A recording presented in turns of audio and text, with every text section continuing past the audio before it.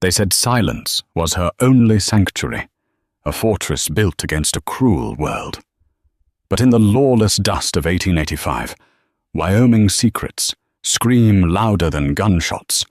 When wealthy reclusive rancher Ethan Blackwood paid a drunkard's debt to save a girl he thought was deaf, he believed he was bringing home a helpless charity case. He was wrong. Clara wasn't just a victim, and she wasn't living in a world of silence. She was listening, and what she heard that first night by the fire changed everything, turning a simple rescue into a deadly game of betrayal, passion, and revenge. Keep watching, because the truth is about to make some noise. The grandfather's clock inside the Gilded Horn saloon struck 10, but the air inside was thick enough to choke a man at noon. Smoke curled around the low-hanging chandeliers, obscuring the faces of the desperate and the damned who called Cheyenne home. At the far table, the situation was turning ugly. Tobias Red Miller was a man whose soul had been pickled in cheap whiskey for the better part of a decade. He slammed a grimy hand onto the green felt scattering poker chips that didn't belong to him. "I said I'm good for it," Tobias roared, his voice cracking with the desperation of a man who knew he was cornered. "I got assets. I got property."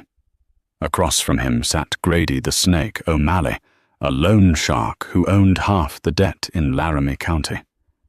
Grady leaned back, picking his teeth with a splinter of pine. "You ain't got nothing, Red, except the clothes on your back, and even the lice want out of those. You owe me $400. Pay up, or you don't leave this table walking." The saloon went quiet. The piano player stopped mid-chord. In the corner, a dark figure watched from the shadows of his Stetson brim. Ethan Blackwood was a name that made people nervous. At 34, he was the master of the Iron Ridge Ranch, the largest spread of land north of the Colorado border. He was a man of few words and fewer friends, known for a tragic past involving a fire that took his family 10 years ago. He came to town once a month for supplies and whiskey, and he never stayed late. Tonight, however, the storm brewing outside kept him grounded. He watched as Tobias dragged a trembling figure from the chair beside him. "This here is Clara," Tobias spat, shoving the girl forward. She stumbled, catching herself on the edge of the table. She was small, frail, dressed in a faded calico dress that had seen better years. Her hair, the color of spun gold, but matted with dust, hid her face. She didn't cry. She didn't scream. She simply stared at the floor, her eyes vacant, her expression utterly still. "She's 19, Tobias announced to the room, his voice slurring. "Stronger than she looks. Cooks cleanse. Don't talk back neither. Can't. She's deaf as a post, dumb as a rock." A murmur of disgust rippled through the room, but no one moved. This was the West.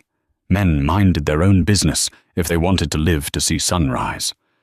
"I'm selling the girl," Tobias declared, his eyes wild.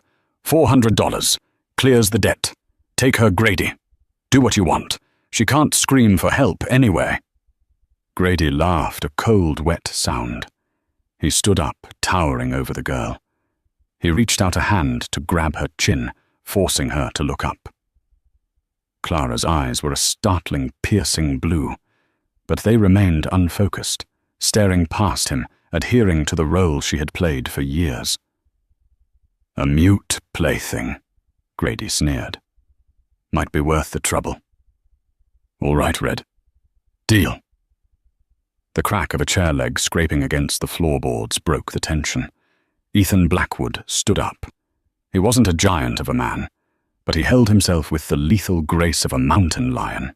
He walked to the poker table, his spurs jingling softly, a sound that usually signaled death was near. "400, Ethan said. His voice was a low rumble, like thunder in a canyon. Grady narrowed his eyes. "Blackwood, this ain't your concern." "I'm making it my concern," Ethan replied, pulling a heavy leather pouch from his duster coat. He dropped it on the table. The heavy thud of gold coins silenced the room. 500, 4 for the debt, 1 for the girl to pack her things and never see this piece of filth again. Tobias's eyes bulged at the pouch. He snatched it up before Grady could protest. "She's yours, Mr. Blackwood. Yours no returns." Ethan didn't look at the father. He looked at Grady. "Step away from her." Grady sneered, hand twitching near his holster. But he knew Ethan's reputation. Blackwood was rumored to be the fastest draw in the territory. Grady spat on the floor. "She's all yours, Blackwood. Enjoy the silence. I hear it gets lonely up on that ridge." Ethan turned to the girl. She hadn't moved. She hadn't reacted to the gold, the threats, or the exchange of ownership. She stood like a statue, resigned to her fate. He reached out, not roughly but firmly, taking her arm. "Let's go." She didn't look at him. She just let him lead her out of the smoke and sin of the gilded horn into the pouring rain of the Wyoming night. Ethan Blackwood had bought a woman. It was the one thing he swore he'd never do. But looking at her fragile frame, shivering in the downpour, he told himself it was a rescue, not a purchase. He didn't know that Clara had heard every word. He didn't know that the deaf girl had heard the specific weight of the gold coins, the distinctive click of Grady's revolver hammer, and the terrifying deep timbre of Ethan's voice. And he certainly didn't know that by taking her, he had just invited a spy into his sanctuary. The ride back to Iron Ridge was brutal. The wagon rattled over the washed-out trails, the horses struggling against the mud. Ethan sat on the bench, his hat pulled low, reins gripped tight in gloved hands. Clara sat beside him, wrapped in a thick wool blanket he had thrown over her shoulders. She stared straight ahead, her face a mask. Inside, however, her mind was racing. $500. The number echoed in her head. Her father had sold her for the price of a good team of oxen. She felt a bile rise in her throat, but she swallowed it down. Silence was her armor. It had been ever since she was 12 when she realized that men spoke freely around things they considered broken. By pretending to be deaf, she became invisible. She learned where the money was hidden, who was cheating on whom, and which trails were safe. It kept her alive. Now she was the property of Ethan Blackwood. She stole a glance at him from the corner of her eye. He was handsome in a rugged, scarred sort of way, a sharp jawline, dark stubble, and eyes that looked like they had seen too much darkness. He didn't look like the monsters her father associated with. He hadn't tried to touch her. "Damn rain," Ethan muttered to himself, barely audible over the wind. He glanced at her, checking if she reacted. Clara didn't blink. She kept her gaze fixed on the ears of the lead horse. Ethan sighed, seemingly satisfied that she couldn't hear his grumbling. "Crazy thing to do, Ethan," he whispered to himself. "What are you going to do with a girl out here? Martha's going to have a fit." Clara noted the name. Martha. A wife. A housekeeper. They arrived at the ranch well past midnight. Iron Ridge was massive. Even in the darkness, the silhouette of the main house loomed against the sky like a fortress. Lights flickered in the windows. Ethan pulled the wagon up to the porch and hopped down. He reached up to help her. "Come on," he said, gesturing with his hand for her to descend. He used exaggerated movements the way people often did with the deaf. Clara took his hand. It was warm and rough. The front door swung open, and an older woman with steel-grey hair and a stern face appeared holding a lantern. This must be Martha. "Ethan Blackwood," she scolded, stepping out. "You're 3 hours late. I thought the creek had washed you away. And who—" She stopped, raising the lantern to illuminate Clara's face. "Who is this?" Ethan guided Clara up the steps. "Tobias Miller was selling her to Grady O'Malley. I couldn't leave her there, Martha." Martha's expression softened instantly. "Oh, you poor child." She looked at Ethan. "Miller. That drunkard, is she?" "She's deaf," Ethan said quietly. "Tobias said she's been that way for years. Can't speak either." Martha let out a sympathetic coo. "Well, don't just stand there dripping wet. Come inside." The interior of the house was warm, smelling of pine wood and stew. It was cleaner than any place Clara had ever been. "I'll take the horses to the barn," Ethan said. "Get her dry, Martha. Put her in the guest room upstairs, the one with the lock." Clara's heart skipped a beat. The one with the lock. Was she a prisoner? Martha ushered her to the fire, bustling about, with towels and warm water. Clara played her part, watching Martha's lips nodding vaguely when the woman pointed to things. 20 minutes later, Ethan returned. He had shed his wet duster and looked even more imposing in his flannel shirt and vest. He walked to the fireplace, warming his hands. He thought Clara was upstairs changing, but she was standing just inside the hallway, hidden by the shadows, listening. "Did you check the saddlebags?" Ethan asked Martha in a low, serious tone. "I did," Martha replied, her voice dropping to a whisper. "The letter from Judge Sterling is in there. He says the timeline has moved up." Clara froze. Judge Sterling, the most powerful federal judge in the territory. "Does he know I have the map?" Ethan asked, staring into the fire. "He suspects," Martha said. "Ethan, this is dangerous. If the railroad syndicate finds out you're holding the deed to the water rights for the whole valley, they won't just try to buy you out. They'll burn this place down." Ethan laughed humorlessly. "Let them try. I'm not selling Iron Ridge, and I'm sure as hell not letting them divert the river.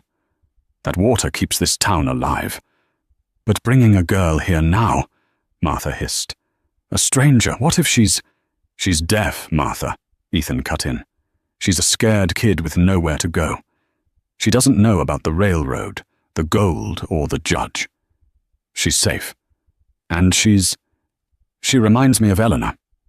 A heavy silence fell over the room. "Don't," Martha whispered. "Don't go there." "I have to check the perimeter," Ethan said abruptly, turning away from the fire. "Make sure she's fed." Clara silently retreated up the stairs, her heart hammering against her ribs like a trapped bird. This wasn't just a ranch, it was a battlefield. Ethan Blackwood was sitting on a secret that powerful men were willing to kill for water rights and a map. And he thought she was a harmless, silent charity case. She entered the guest room and closed the door. She saw the lock Ethan had mentioned. It was a heavy bolt on the inside. She slid it shut and leaned against the door, exhaling a shaky breath. He had put her in a room she could lock to keep herself safe. He wasn't a jailer. He was a protector. But as she moved toward the bed, she saw something on the nightstand. It was a piece of paper half crumpled. She smoothed it out. It was a telegram receipt. "To E. Blackwood from Marshall Vance, MSG. They know about the girl. Get her out." Clara's blood ran cold. The date on the telegram was from yesterday. Ethan hadn't bought her on a whim at the saloon tonight. He had known about her. He had been looking for her. Why? She walked to the window and looked down into the rainy yard. She saw Ethan standing by the barn lighting a cigarette. He looked up, staring straight at her window. He wasn't just a lonely rancher. He was a liar. And now so was she. The morning sun hit Iron Ridge with a brilliance that burned the mist off the grazing lands. Clara woke to the smell of frying bacon and strong coffee, a stark contrast to the stale beer and mildew scent of her father's shack. She lay in the bed for a moment, staring at the ceiling. The telegram was still hidden in her corset. They know about the girl. The words felt heavy against her ribs. She had to play this perfectly. If Ethan Blackwood was using her, she had to find out why before she ended up dead. Clara dressed quickly in the clean clothes Martha had left, a simple blue gingham dress that fit surprisingly well. She plaited her hair, staring into the vanity mirror.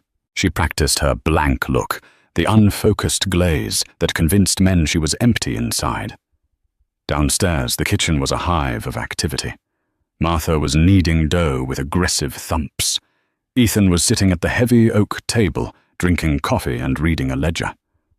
When Clara entered, Ethan looked up. For a second, his guard dropped. He didn't look like a conspirator or a gunman. He looked like a man struck by a sudden realization. The morning light caught the gold in Clara's hair, and for the first time she saw a flicker of raw want in his dark eyes. It was quickly replaced by his usual stoic mask. "Morning," he said, then stopped himself. He tapped the table twice, gesturing for her to sit. Clara obeyed, keeping her eyes down. Martha placed a plate of eggs and biscuits in front of her. "Eat up, child, your skin and bone." Clara ate. She was starving, but she forced herself to eat slowly, methodically. While she chewed, she listened. "The fence line on the north ridge is cut again," Ethan said to Martha, not bothering to lower his voice. He assumed Clara was in her own silent world. "That's the third time this week. They're testing my perimeter." "Is it the syndicate?" Martha asked, wiping her hands on her apron. "Hiram Cole's men," Ethan confirmed. "They're trying to spook the cattle, trying to spook me." He slammed the ledger shut. "They think because I live alone up here, I'll break. They don't know what I'm willing to do to keep this valley." He looked at Clara then. The intensity of his gaze was almost physical. "And now I have her to worry about." "She's safer here than in town," Martha argued. "Is she?" Ethan stood up, pacing the small kitchen. "If Cole finds out who she really is, who her mother was, the game changes, Martha. Tobias Miller was a drunk, but he kept one secret well. He stole her, but he didn't know what he had." Clara's fork paused halfway to her mouth. She froze. Stole her. Tobias wasn't her father. The revelation hit her like a physical blow, but she forced her hand to complete the motion, putting the egg in her mouth, chewing mechanically, while her world shattered. Ethan walked over to her. He stood behind her chair. She could feel the heat radiating from him. He reached out his hand, hovering over her shoulder, then gently rested it there. His thumb brushed the fabric of her dress. "I'm sorry, Clara," he whispered. It was a sound so soft, so full of regret, it made her heart ache. "I bought you to be a pawn. I needed the heir to the Rosewater Creek claim under my roof, so Cole couldn't get to you. But looking at you now," he sighed, removing his hand, "you deserve better than a cage, even a gilded one." He grabbed his hat and walked out the back door. Clara sat trembling. She wasn't just a random purchase. She was the heir to the Rosewater Creek claim, the very water rights Ethan was fighting for. Tobias had kidnapped her or adopted her and kept her in squalor while sitting on a gold mine. And Ethan had rescued her to secure his own empire. Or so she thought. Later that afternoon, Ethan returned to the house early. The storm clouds were gathering again, darkening the library where Clara was dusting. She had found the room earlier walls lined with leather-bound books, Plato, Shakespeare, legal texts. It was the mind of a scholar trapped in the life of a cowboy. She didn't hear him enter. Or rather, she pretended not to. She was running a feather duster over a globe when she felt him watching her. She turned, feigning surprise. Ethan was leaning against the door frame, dust on his jeans, looking exhausted. He walked over to the grand piano in the corner of the room. It was covered in a sheet. He pulled the sheet off, revealing polished mahogany. He sat down. Clara watched him. He looked at her, pointed to his ears, and shook his head a mime for, "You can't hear this." Then he began to play. It wasn't a simple saloon tune. It was Beethoven, the Moonlight Sonata. The music poured out of him, dark, melancholic, and hauntingly beautiful. His large, rough hands moved with impossible delicacy over the keys. Clara stood transfixed. The music swirled around her, pulling at emotions she had buried deep. It was a song of loneliness, of a man screaming into a void he thought no one could hear. Ethan closed his eyes as he played. "I used to play this for Helena," he said aloud, his voice weaving into the melody. "Before the fire. She loved the sad parts best. She said the sadness proved the happiness was real. He opened his eyes and looked at Clara. He stopped playing, but the notes hung in the air. "I know you can't hear me, Clara," he said, his voice dropping to a gravelly intimacy. "And maybe that's a blessing, because if you could hear the things I've done, the men I've killed to protect this land, you'd run. You'd run and never look back." He stood up and walked toward her. The space between them shrank. He stopped inches away, towering over her. The smell of rain and tobacco and leather filled her senses. "But God help me," he whispered, looking at her lips. "I don't want you to run." He reached out, tucking a stray lock of hair behind her ear. His fingers lingered on her jawline. It was a touch of reverence, not ownership. For a terrifying second, Clara almost leaned into his hand. She almost whispered, "I hear you." But then the sound of galloping horses shattered the moment. Ethan's head snapped toward the window. His softness vanished, replaced instantly by the cold steel of a gunman. "Stay here," he ordered, forgetting to sign. He drew the Colt peacemaker from his hip and strode toward the front door. Clara rushed to the window. 3 riders were coming up the drive. In the lead was a man in a pristine grey suit, riding a black stallion. Hiram Cole had arrived. The front porch of the Iron Ridge ranch house became a stage for a standoff. The wind whipped the tails of Ethan's duster coat as he stood at the top of the stairs, his hand resting casually but lethally near his holster. Clara crept to the hallway, hiding behind the heavy velvet drapes of the parlor window. She cracked the sash open just an inch. She needed to hear every word. Hiram Cole remained on his horse. He was a man who preferred to look down on people. He was handsome in a slick, predatory way, with a waxed moustache and eyes like polished flint. Flanking him were 2 hired gunsmen with low foreheads and cruel mouths. "Ethan," Cole called out, his voice smooth as oil. "You're a hard man to visit. My boys tell me you've been fixing fences. I wouldn't have to fix them if you stopped cutting them." "Hiram," Ethan replied, his voice flat. Cole chuckled. "Accidents happen, just like fires or lost deeds." The threat hung in the air, heavy and suffocating. "State your business, Hiram. I have work to do."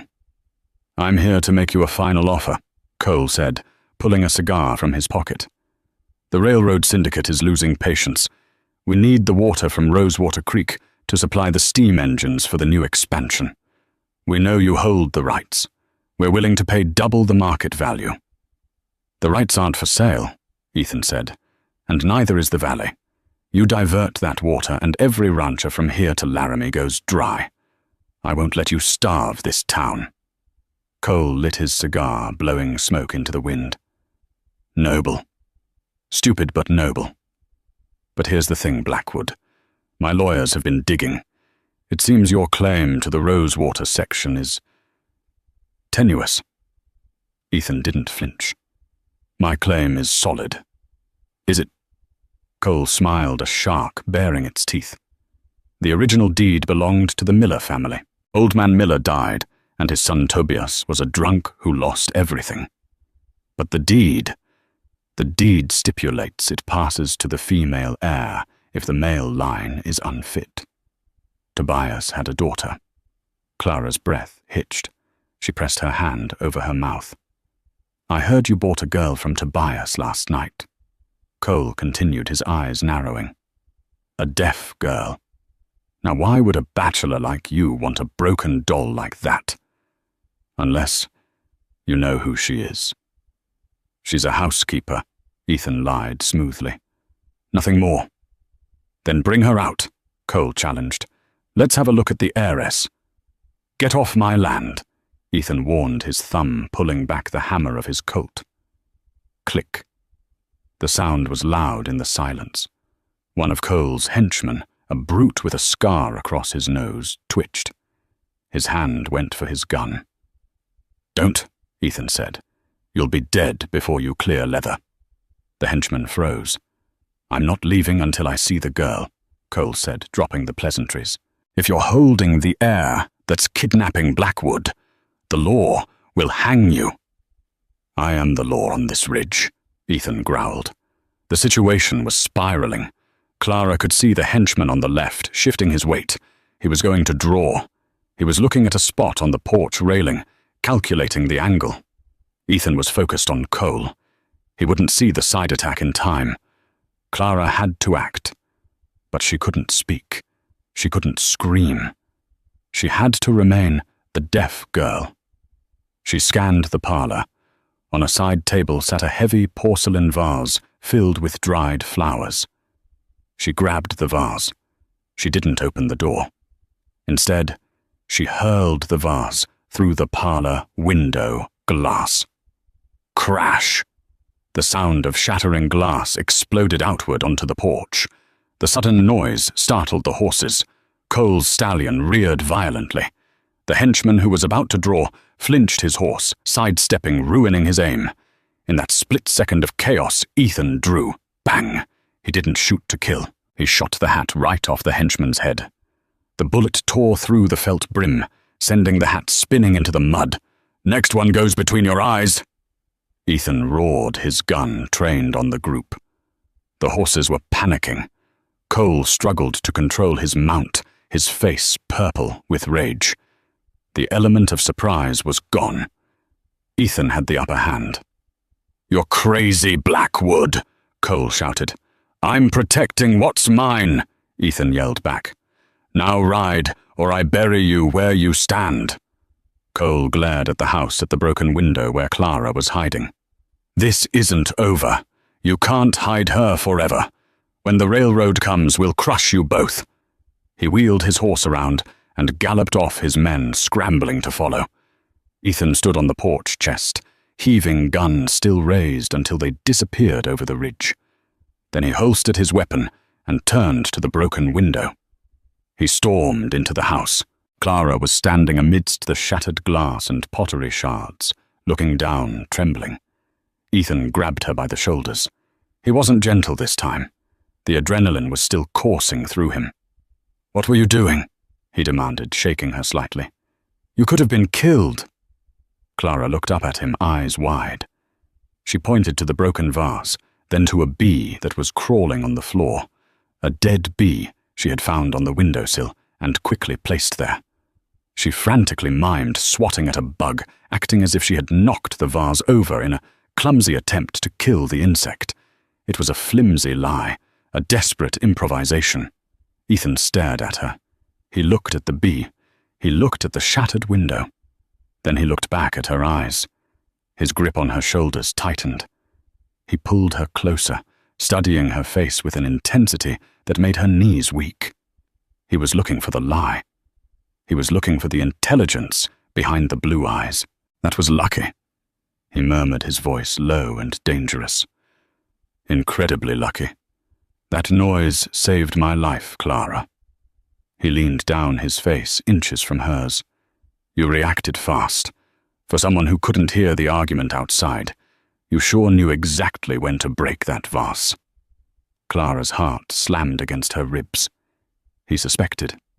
Ethan released her slowly. "Clean this up," he said coldly. He walked away toward his study, but at the doorway he stopped. He didn't turn around. "I'm going to find out the truth, Clara," he said to the empty room. "And if you're working for Cole, God help you." Clara watched him go. She sank to the floor, picking up a shard of blue porcelain. She had saved him. But in doing so, she had tightened the noose around her own neck. The game of cat and mouse had just begun, and the ranch house suddenly felt very, very small. The days following the standoff with Hiram Cole were suffocating. The air in the ranch house grew heavy, charged with an electricity that had nothing to do with the summer storms. Ethan watched Clara constantly. He watched her when she ate, when she swept the porch, when she sat by the fire in the evenings. He was a hunter, waiting for his prey to flinch. Clara felt his gaze like a physical weight. Her nerves were frayed to the breaking point. Every time he walked into a room, her heart hammered against her ribs, but she forced her body to remain limp, her eyes to remain drifting and vacant. She had to be the perfect doll. On the third evening, the tension broke. Martha had been sent into town to stay with her sister. Ethan refused to let her stay in the crossfire. That left Ethan and Clara alone in the vast, creaking house. Outside, the wind howled through the canyon, rattling the window panes. Inside, the only light came from the fireplace in the study. Ethan sat in his leather armchair, nursing a glass of whiskey. Clara sat on the rug nearby, mending a tear in one of his shirts. She could feel his eyes boring into the back of her neck. "It's quiet tonight," Ethan said. He didn't raise his voice. He spoke in a normal, conversational tone, knowing or suspecting that she could hear him. Clara didn't move. She pushed the needle through the fabric, counting the stitches. 1, 2, 3. "You know," Ethan continued, swirling the amber liquid in his glass, "I've been thinking about your father, Tobias." Clara's hand faltered for a fraction of a second. She masked it by reaching for the scissors. "I found out where he's staying." Ethan lied. He leaned forward, his voice dropping to a conspiratorial whisper. "I sent a man to silence him. Tonight. Tobias Miller won't see the sunrise, and once he's gone, there's no one left to claim you." It was a cruel test, a brutal trap. Ethan watched her profile, looking for the clench of a jaw, the widening of an eye, the tremble of a hand. He was threatening to murder her father, to see if she would break. Clara's soul screamed.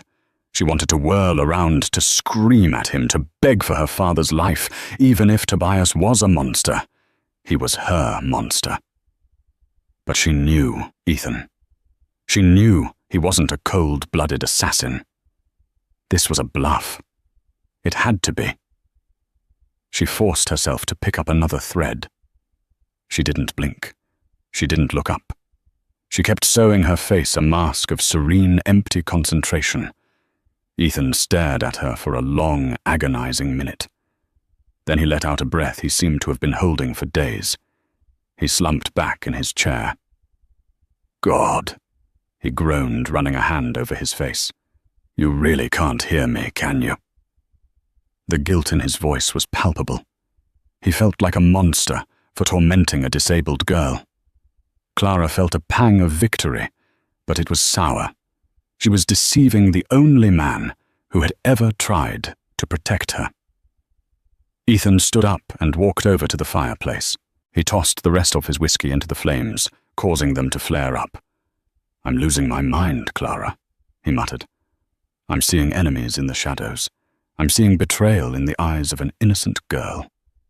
He turned to her. She looked up, sensing his movement. He knelt beside her on the rug. The firelight danced across his scarred features, softening the hard lines of his face. He looked exhausted, lonely, and devastatingly handsome. "I'm sorry," he whispered. He reached out and took her hand, the one holding the needle. He uncurled her fingers, taking the sharp object away, and held her hand in his. His thumb traced the calluses on her palm.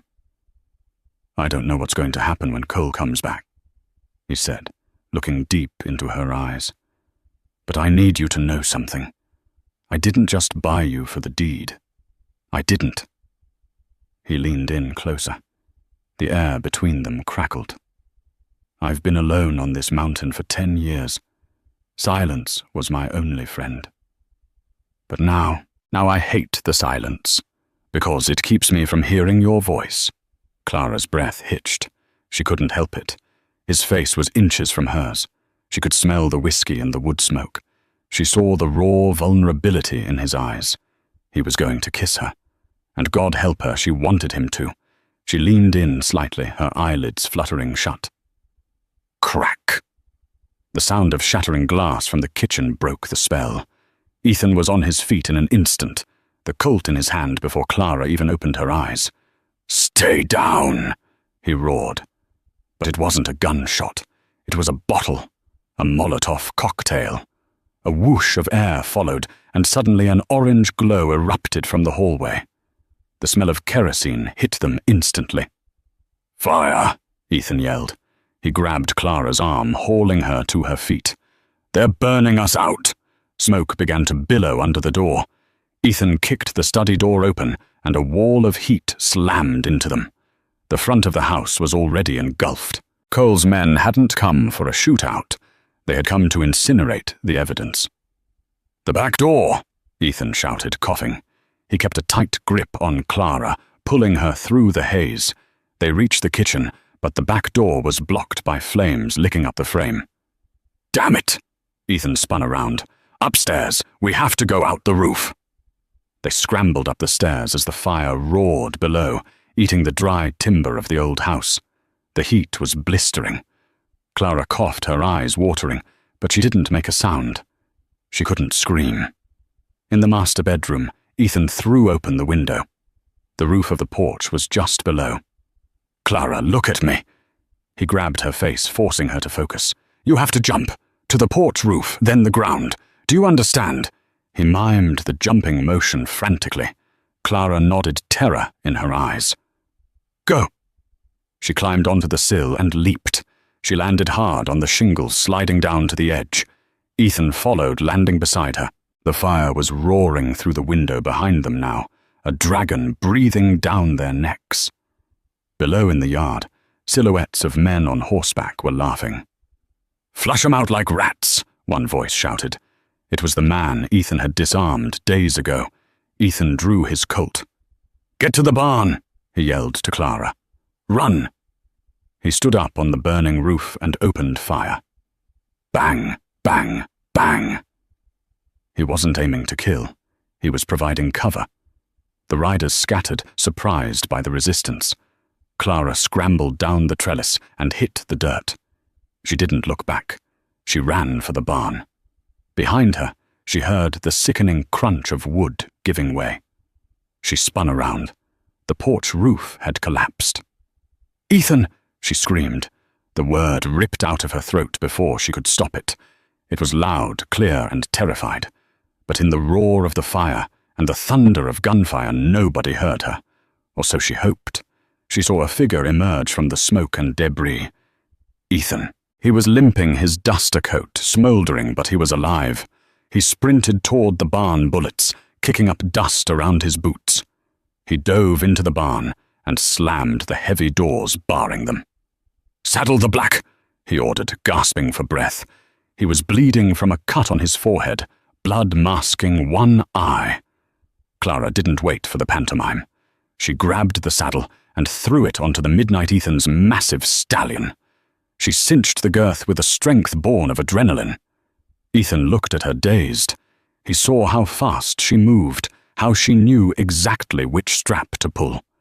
But there was no time for questions. "Get on!" he commanded. He swung up behind her. The barn doors rattled as bullets slammed into the wood. Smoke was seeping in. "Hold on tight," Ethan growled into her ear. "We're going to ride through them." He kicked the horse. Midnight reared and charged.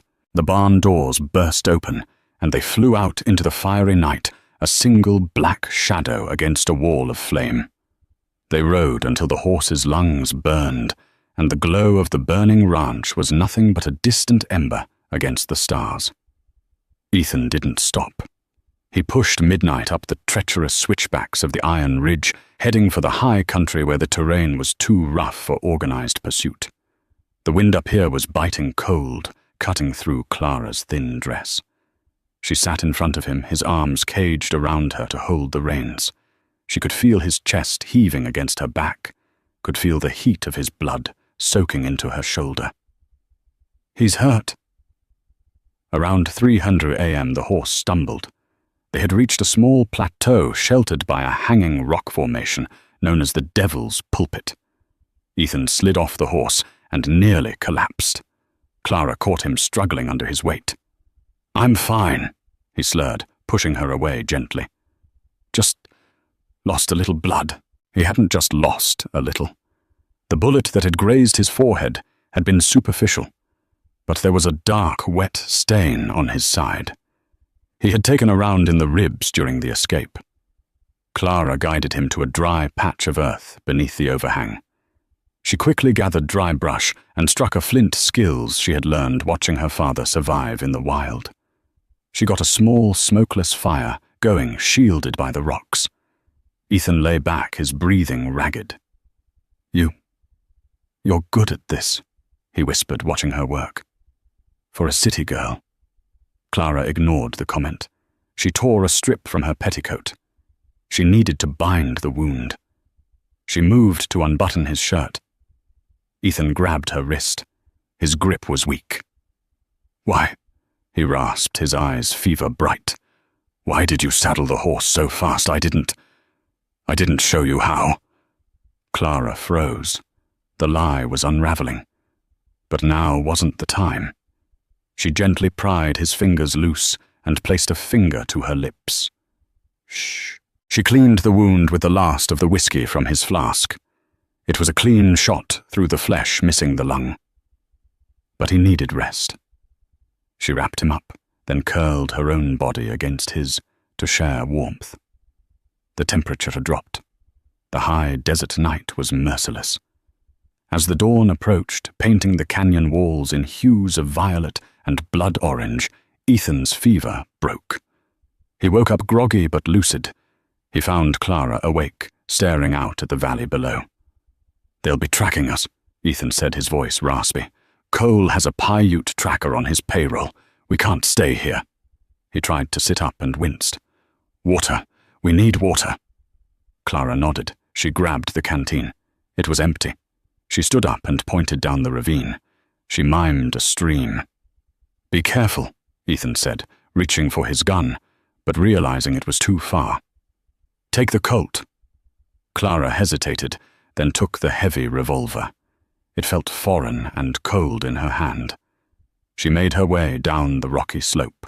The sound of running water drew her to a small creek. She filled the canteen, splashing her face. The cold water shocked her senses. Snap! The sound of a twig breaking behind her. Clara didn't turn. She froze. The wind was blowing toward her. She couldn't smell anyone. "Well, well," a voice sneered. "Look what we have here. The little mute bird." It was the tracker, or one of Cole's men. Clara slowly stood up, turning around. A man stood 10 feet away, a rifle leveled at her chest. It was the man with the scar, the one whose hat Ethan had shot off. "Where's Blackwood?" the man demanded. "Tell me and maybe I'll let you live." "Oh, that's right. You can't tell me anything." He laughed, stepping closer. "Doesn't matter. I'll find him. But first..." He leered at her, lowering the rifle slightly. "I'm going to get what I paid for back at the saloon. Grady didn't get a turn, but I will." Clara gripped the Colt behind her back, hidden in the folds of her skirt. Her heart pounded so hard, she thought he must hear it. "Drop the canteen hotu," he ordered. Clara let the canteen fall. Thud. "Now come here." He was 5 feet away, too close. Clara's mind raced. If she shot him, the sound would echo through the canyon. It would bring the others. But if she didn't, she had to warn Ethan, and she had to survive. She looked the man in the eye, and for the first time in 7 years, she opened her mouth to speak to a stranger. "Behind you," she said. Her voice was rusty, unused, but clear as a bell. The man blinked. He was so shocked by the sound coming from the mute girl that he instinctively turned his head. It was the split second she needed. Clara didn't shoot him. She swung the heavy barrel of the Colt with all her might, smashing it into his temple. Crack! The man crumbled like a sack of grain, unconscious before he hit the ground. Clara stood over him, breathing hard. She had spoken. The seal was broken. She quickly searched him, taking his ammunition and a knife. She dragged his body into the brush, hiding it. She ran back up the hill to the cave. Ethan was sitting up, looking worried. When she burst in, breathless and pale, he reached out for her. "What happened?" he asked. I thought I heard a voice." Clara handed him the full canteen. She looked at him, her eyes filled with tears. She couldn't do it anymore. She couldn't lie to him, Not after he had burned his home for her. Not after she had almost died for him. She sat down opposite him. She took a deep breath. "Ethan," she said. The name hung in the air, impossible and absolute. Ethan went rigid. He stared at her, his mouth opening slightly. He looked like he had seen a ghost. "Ethan," she said again, her voice stronger this time. "We have to move. There are more of them coming." Ethan didn't move. He didn't blink. "You," he whispered. "You can speak." "I can speak," she said, tears spilling down her dirty cheeks. "And I can hear. I've heard everything. The map, the judge, the deed." Ethan's face darkened. The shock turned to betrayal. He pulled away from her. "You're a spy," he spat. "Cole sent you." "No." Clara grabbed his hand, refusing to let him pull away. "My father is Tobias Miller, but I'm not his daughter. He stole me when I was a baby. I'm the heir, Ethan. I'm the owner of Rosewater Creek."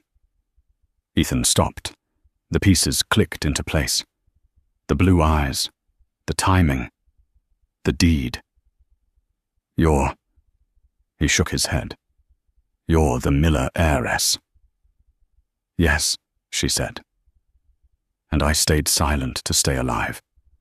But I won't be silent anymore. Not with you." She squeezed his hand. "Cole's men are close. We can fight or we can run. But we do it together. Partners." Ethan stared at her for a long, agonizing moment. He looked at the woman who had deceived him and the woman who had saved him. He saw the strength in her jaw and the fire in her eyes.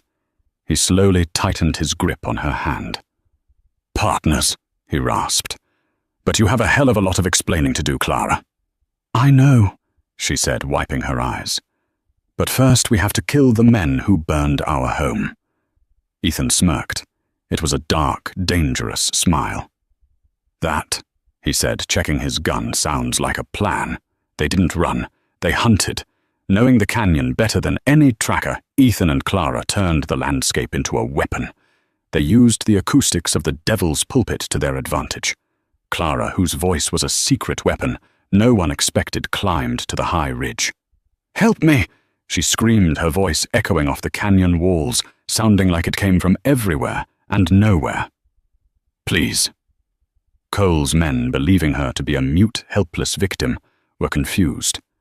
They broke formation, scrambling toward the sound, expecting an easy capture. Instead, they walked straight into Ethan's line of sight. The gunfight was short, sharp, and decisive. One by one, the hired guns were disarmed or scattered until only Hiram Cole remained. He stood cornered near the creek bed, his suit dusty, his eyes darting wildly. "Blackwood, show yourself. I know you're bleeding." Clara stepped out from behind a boulder, holding the Winchester rifle steady. Cole sneered, his hand hovering over his pistol. "The mute? Perfect. Drop the gun, girl, or I'll..." "I'm not mute," Clara said, her voice cutting through the wind, cold and authoritative. "And I'm not selling." Cole froze his face, draining of color, as if he'd seen a spirit. You can speak." "I am the daughter of Tobias Miller," she declared, stepping closer. "I am the rightful heir to Rosewater Creek, and you, Mr. Cole, are trespassing on my land." Ethan stepped out from the shadows behind Cole, his Colt cocked. "You heard the Lady Hiram. Drop it." Realizing the game was rigged, Cole let his gun fall into the mud. They marched him back to Laramie, straight to Judge Sterling's office. With Clara's testimony and her true identity revealed, the syndicate's fraudulent claim evaporated. The town, realizing Ethan had been fighting for their water all along, rallied behind them. 6 months later, the first snow fell on Iron Ridge. The scent of fresh pine filled the air. The new ranch house was nearly finished, bigger and stronger than the last. Ethan stood on the unfinished porch, watching the sunset paint the valley in gold. He looked different now, less guarded, the shadows in his eyes, replaced by a quiet peace. Clara joined him, wrapping a shawl around her shoulders. She slipped her hand into his, intertwining their fingers. "It's quiet tonight," Ethan teased softly, looking down at her. Clara smiled, leaning up to whisper in his ear, her voice the sweetest sound he had ever known. "Then let me tell you a story." He kissed her, and for the first time in his life the silence wasn't lonely. It was home. And that is the story of the lonely rancher and the girl who broke the silence. In the end, Ethan Blackwood thought he was saving a helpless victim, but he ended up saving the one woman strong enough to save him back. It's a reminder that sometimes the loudest truths are the ones spoken in whispers, and that trust is the only foundation strong enough to build a life on. If you enjoyed this story of betrayal, twists, and romance in the Wild West, please hit that like button. It really helps the channel grow. Don't forget to share this video with a friend who loves a good drama. And subscribe so you never miss our next story. I have a new tale coming next week about a gold miner's secret that you won't want to miss. Thanks for watching, and I'll see you in the next one.